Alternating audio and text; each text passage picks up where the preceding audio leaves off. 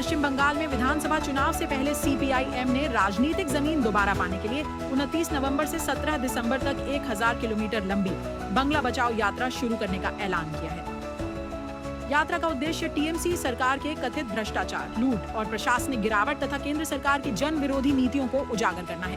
Party का दावा है कि अभियान राज्य भर के उन वर्गों तक पहुंचेगा जो बदइंतजामी, महंगाई, बेरोजगारी, स्वास्थ्य, शिक्षा संकट और मजदूरों की समस्याओं से जूझ रहे हैं।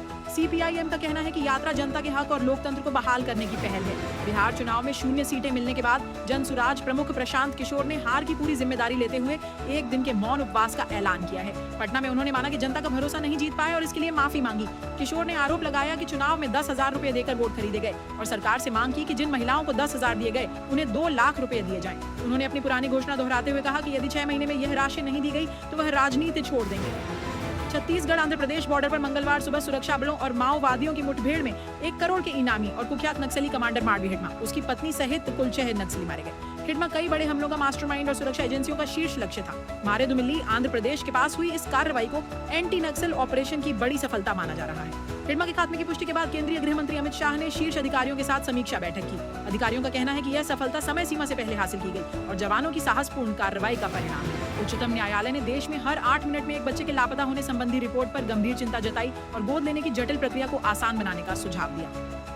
जस्टिस बीवी नागरत्ना और जस्टिस आर महादेवन की पीठ ने सरकार को सभी राज्यों में लापता बच्चों के लिए नोडल अधिकारी नियुक्त करने और मिशन वात्सल्य पोर्टल पर उनकी जानकारी साझा करने के निर्देशों की याद दिलाई।